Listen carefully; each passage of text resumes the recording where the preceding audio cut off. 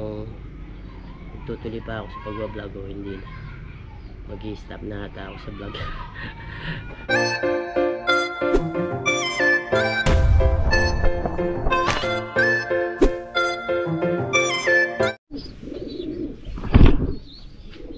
Yun, what's up mga kabida? Isang magandang hapon po sa ating lahat. At kamusta po kayong lahat? Napakilike po itong video na to. Pag-aanabot. Dito po tayo sa bakuran at nagpapakain po ako ng alaga. Oh. Yan po sila. Oh. Yan, kumakain po yung mga alaga natin. Ang saya-saya. Oh. Apat po na yung baby kalabati. Pwede po pala magsama yung mga ganito. Yan, ngayon po is Huwebes Santo. At pasensya na po kayo, wala po kami mga vlog ngayon na fishing adventure. Pasensya na po. At siyempre santo nga, kaya madalang lang tayo makapulod na ito. Pero pagkatapos niyan, pagkatapos ng mahal na araw na yan, continue tayo sa fishing. So ngayon, dahil wala muna, dito muna tayo sa bahay-bahay muna. Yan, makain po yung ating mga alaga. Pinapakain ko is pakain ng manok. Ganito po yung style nila.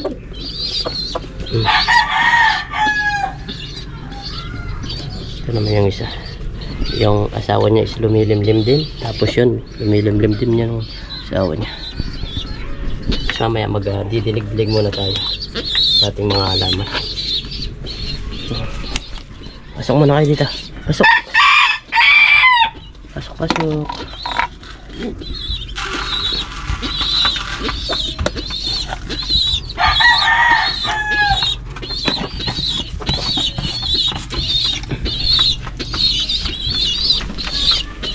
Oh, haringay nila.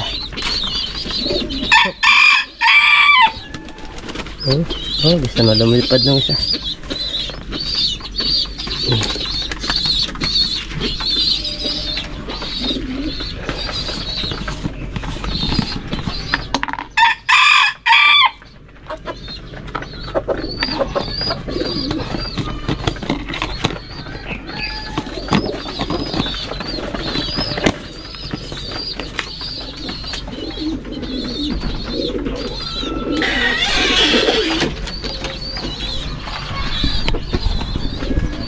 So yun, magdilig-dilig muna tayo mga kabida. Dito muna tayo sa bakuran. Grabe po yung unit. Ngayon umaga is nagputol po ako. Tinarim ko itong mga parang buko na to. Yan, tinarim ko po sila. Tapos yan, tinarim ko po sila para maganda. Tapos yung mga tinanggal natin ng mga daon is yung mabubulok na siya, matutuyo ba. Init po ngayon, init ng panahon.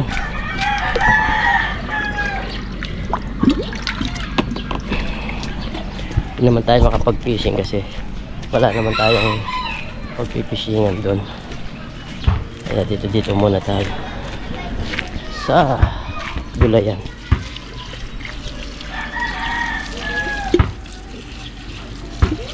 Umaga, hapon, bali dinidiligan ko po yan.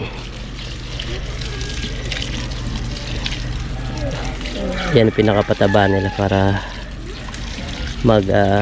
gumanda pa sila. Yan, may bunga po. Nakailang pitas na rin dito.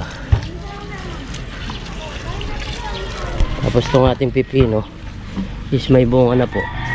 Ayan po yung bunga niya, oh. Mahaba-haba na sila. Ayan po, sana matuloy. Ayan, pinakapit po natin dito sa parang baging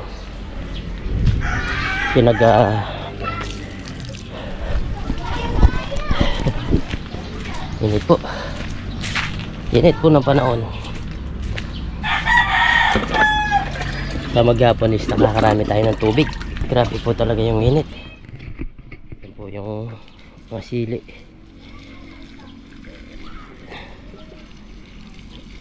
Medyo pangit lang to sili natin.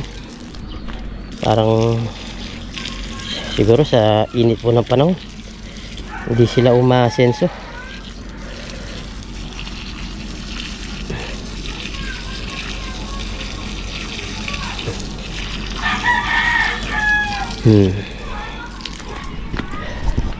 Dito yung mga talong, ayan po, may mga bunga.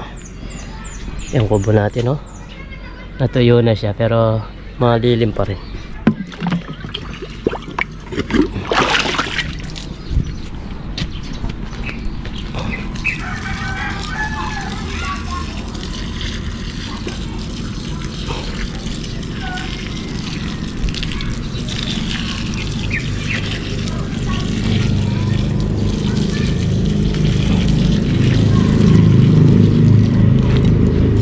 Sili, ito yung mga dati pa sili natin, meron pa mga bunga-bunga sila.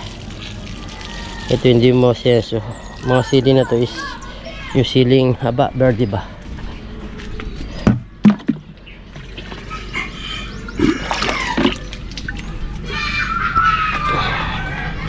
Ang kusina natin, oh, hindi pa tayo nakakapagluto-luto dito, walang fishing. Yan yung sili natin. Oh, nag-aaway. Ay, nag-aaway.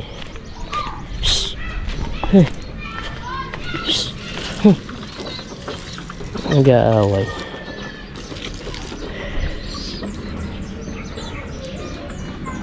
Katapang pare sila. Nag-aaway. Kakapaluan sila.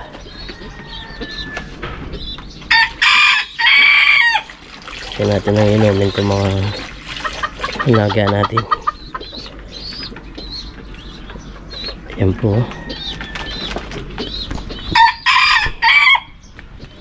Tawag nito, kain na po yung mga baby kalapatis natin.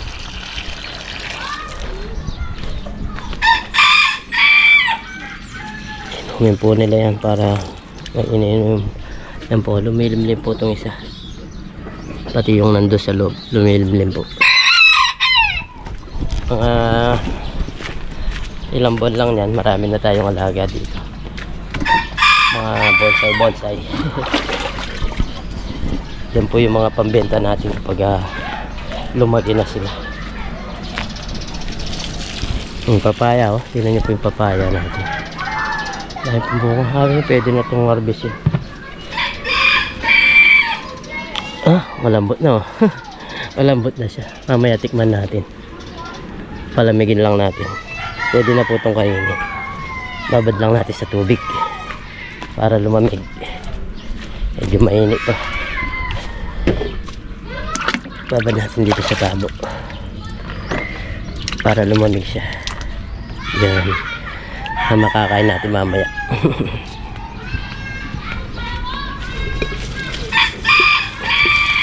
Ito po palang puno ng saging is may bunga na. Ayan, may bunga na po siya.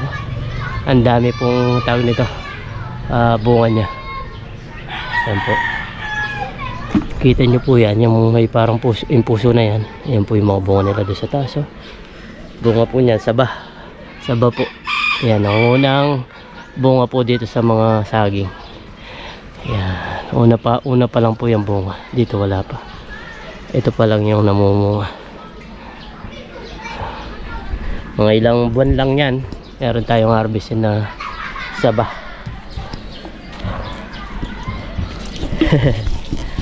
Ayan, dito muna tayo mga kabida. Kamusta po kayo?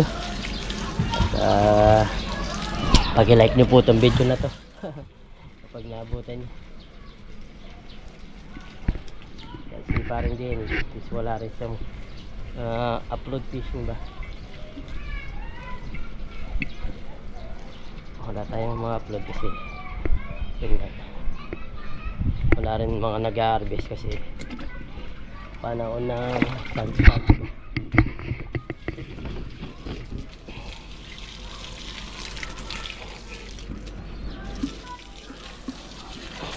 Dilig-dilig muna tayo dito sa bakuran.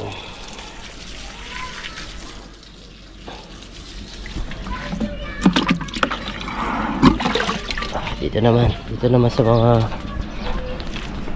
ito, tinanim ko to para kapag lumaki is may silong dito, itong aratilis. Pwede ka maglagay ng kubo. Ito, papaya. Pwede na itong ilipat Pwede nang ilipat. Ito naman is atis, mga kabidang. Ayan po yung bunga niya, oh. Meron na po siyang bunga, 2 piraso dito.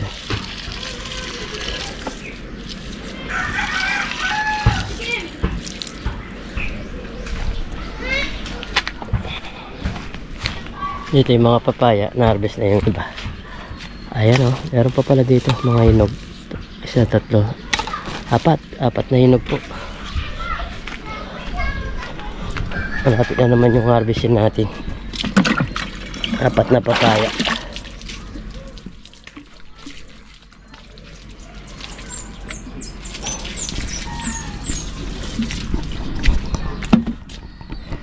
Grabe yung init.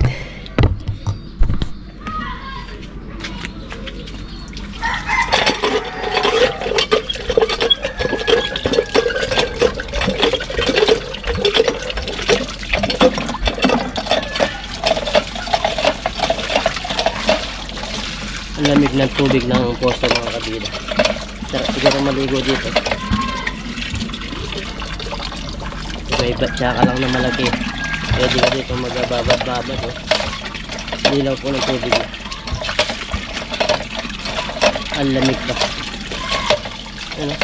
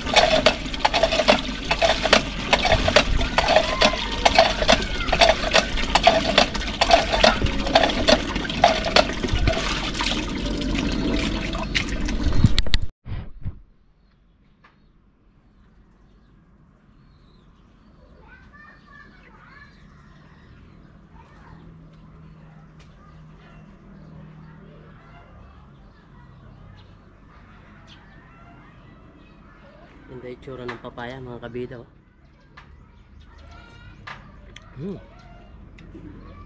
Masarap.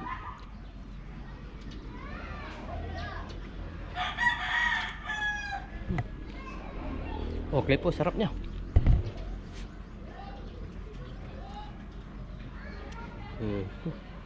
Kulay orange talaga.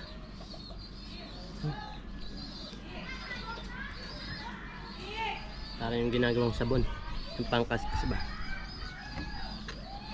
Hindi kas papaya.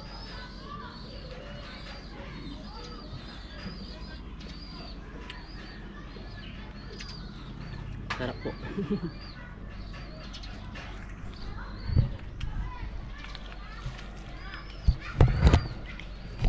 Pag wala po tayong fishing adventure, dito po tayo lagi. Maghapon, umaga, diyan po tayo para tingin-tingin sa mga alaga natin. Yan po yung ginagawa natin kadalasan sa araw-araw. Pag hindi tayo makapag-fishing, dito lang po tayo. Tambay-tambay. Nag-i-edit dito rin.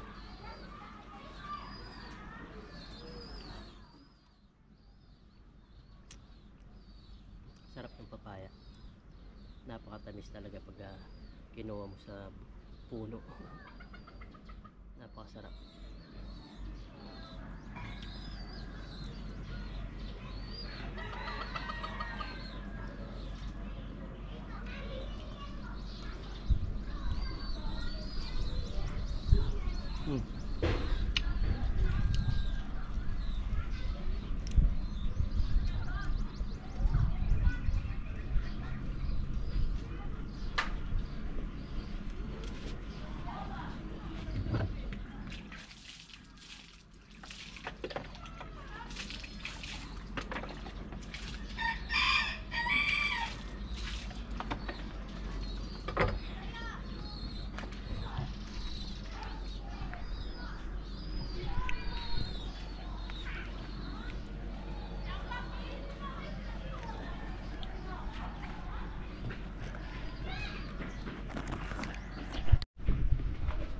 So yan mga kabida, tapos na tayo kung mag-dilig tsaka kumain ng papaya. Ayan, dito tayo sa istakan ng mga kagamitan, kahit anong gamit dito. Tapos yung wader natin dyan din nakalagay, mga ginagamit namin na pang fishing. Parang din so, ito po yung patok-tok na tinatawag, yung trap ba, pamitin. Yung mga gamit po, mga simento. Tapos yung screen natin, yun pa, yung mga gamit. Ang init ngayon, grabe, kahit saan ka magpwesto tulad yan, kita nyo itong tawag dito, cortina hindi man gumagalaw kasi sobrang init, walang kahangin-hangin. Grabe po, ay ang init, pati upuan mainit. So yan, bali meron na tayong konting ikukwento. Bali mga kabida, nagpaplano tayo ngayon kung itutuloy pa natin yung pagbablog or mag-apply tayo. Gusto kong bumalik ng ibang bansa ngayon. Plano kong pumunta is Guam. Mag-apply tayo kahit mga simple trabaho lang, yung mga still picture ganyan. Gusto ko subukan mag-abroad ulit, kahit isang kontrata lang ba. So ngayon kasi wala, hina po nung vlogging natin, kita nyo naman maliliit po yung mga views natin, tapos maliliit pa yung mga revenue. Inisip ko kung tutuloy pa ako sa pag-vlog o hindi na, mag-i-stop na ata ako sa vlog. Wala po, ganyan talaga, kaysa pagtitisan mo yung ganito. Hirap po, hirap, lalo na meron pa tayong mga binabayaran po, tulad ng motor ko, hindi pa po yung tapos, mga 2 taon pa bago matapos. Yung ulog-ulog ba, inuulugan natin buwan-buwan, kaya kung sa vlog natin hindi natin siya makukuha mga kabida, yung pagkukuha ng pang ulog doon. Meron man tayong mga iulog, wala na tayong kakainin. Kaya ilang araw na yan, nag-isip-isip ako kung anong gagawin ko. Kung sanang malakas itong vlog natin, pwede na tayo dito. Kaso ngayon, dahil wala naman tayong ipon, short na short po tayo. Nag-iisip po tayo kung titigil na tayo sa vlog or mag-apply tayo.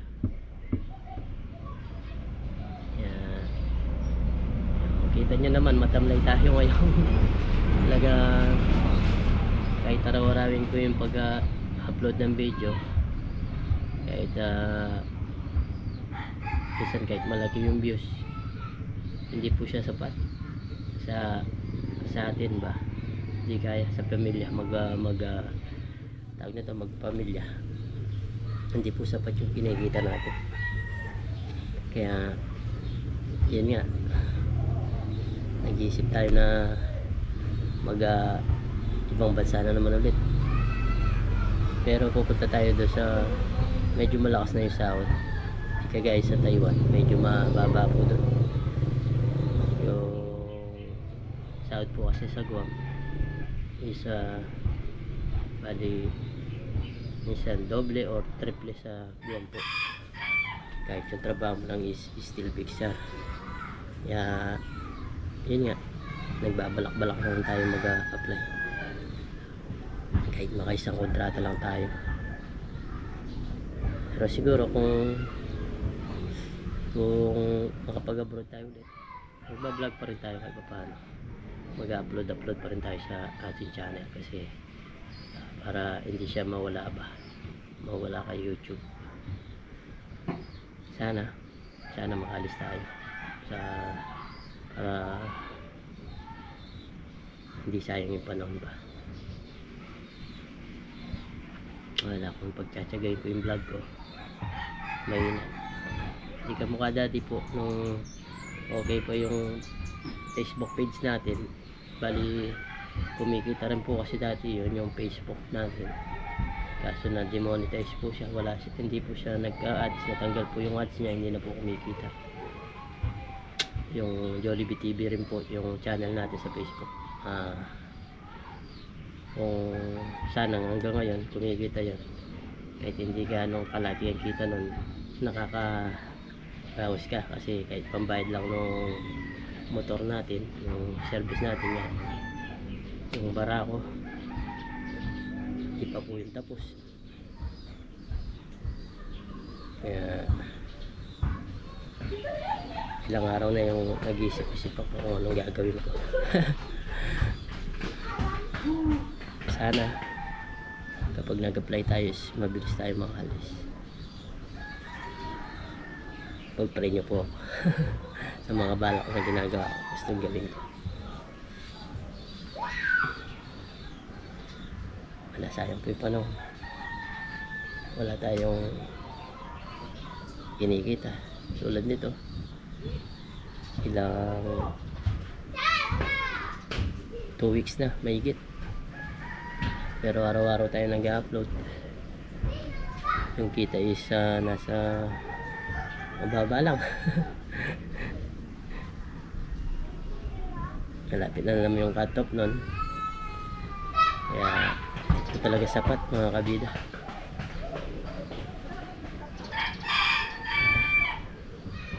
Sa motor natin is nakakakalati na pala ako ng bayad. Kalati pa. Kalati pa yung babayaran natin. Kaya kung yung sahod natin, parang yun lang ang pinambabayad natin. Wala, hindi na tayo kakain. Kaya yun nga, nakakaraos tayo dahil mayroon tayong mga tables and chairs. Minsan madalas na ari ko na po siya, pero hindi pa rin po sapat talaga mga kabida. Short, tulad ngayon wala, tuyo na. Tagal pa yung sahod natin sa vlog, sa 25-24 pa, ngayon is 17 pa lang. 10 days pero wala na, tuyo na. Naku, walang bayaran yung mga bills, kuryente, internet, yan. Tapos yung motor natin wala na, ubos na. Pag grocery din, pero wala na ngayon, wala nang tuyo na ba. Ay naku, yeah.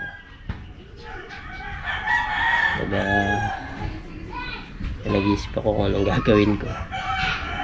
Tigil na lang ako sa vlog ko. Mag-apply. Sana kung lumakas, pwede.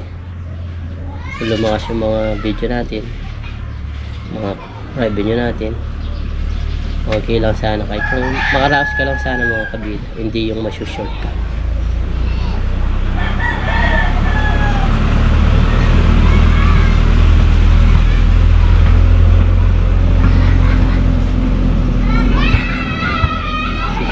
Isang video, kapag gumawa kami ng isang video, nagkano lang kikitain niya, $8 to $7 lang siya. Kapag yung views niya is nasa 3,000, 4,000, ganyan po yung kita niya. $7 to $8 po siya. Kung talagang tatansya mo, hindi po siya sapat. Kasi siyempre kita nyo naman, siya service tayo, naggagas tayo, nagbe-merienda tayo. Tapos kakain tayo, siyempre magbibigas ka dyan. Pang sawog. Yan. Hindi tayo, mga sibuyas, mga ingredients ba. Kaya kung kukwentuhin mo lang doon sa vlog natin, hindi po talaga siya sapat yung mga gastos na ginagawa sa isang vlog, sa isang video. Hindi po siya sapat.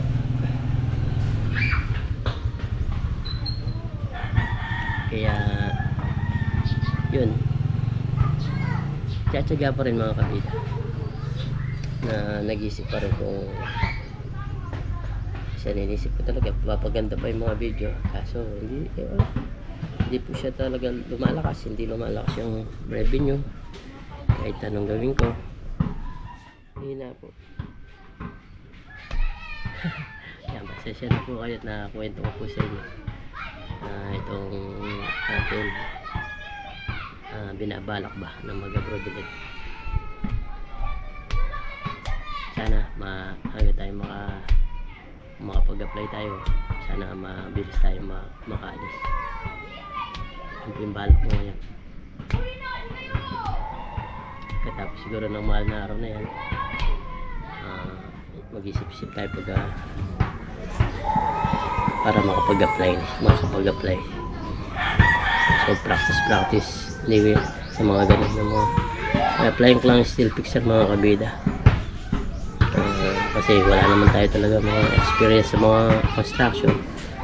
Yung steel fixer kaya naman natin yun kasi nung nasa Saudi tayo is naging steel fixer tayo.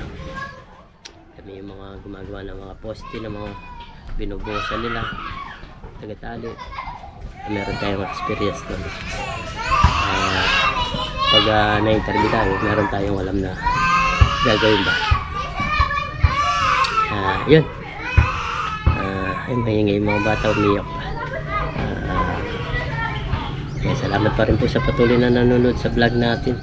Sa mga hindi po nag-i-skip ng ads. Pag-like naman po itong video na to kapag naabutan nyo. Kasi siya na po kayo nagkwento lang tayo at yung mga binabalak natin ngayon. Wala, talagang hirap kung dito lang tayo asa sa vlog. Pero okay na rin hanggang hindi tayo nakakalis na kahit paano meron tayong kahit mga pambili lang ng mga bills, yan, mga babayarin.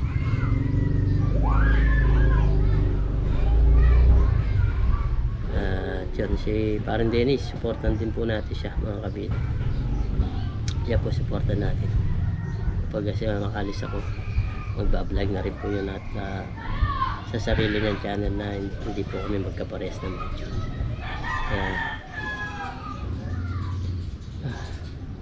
Hirap din po. Noon nung nasa Taiwan tayo, okay naman kasi nagsasahod tayo doon, trabaho tayo, tapos may sahod tayo sa vlog. Kahit mahina nun, pwedeng pagtsagaan kasi parang bonus lang yun sa'yo kasi may trabaho ka naman.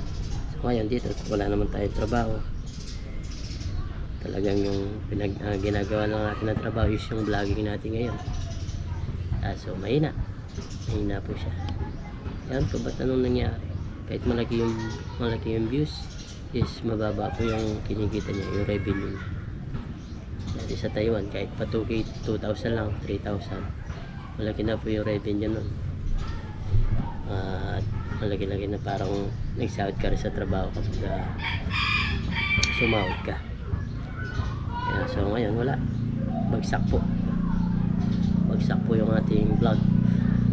Yan, nakakapag-isip ka talaga ng tawag nito, talagang yung makakapag-isip ka ng titigil na sa vlog.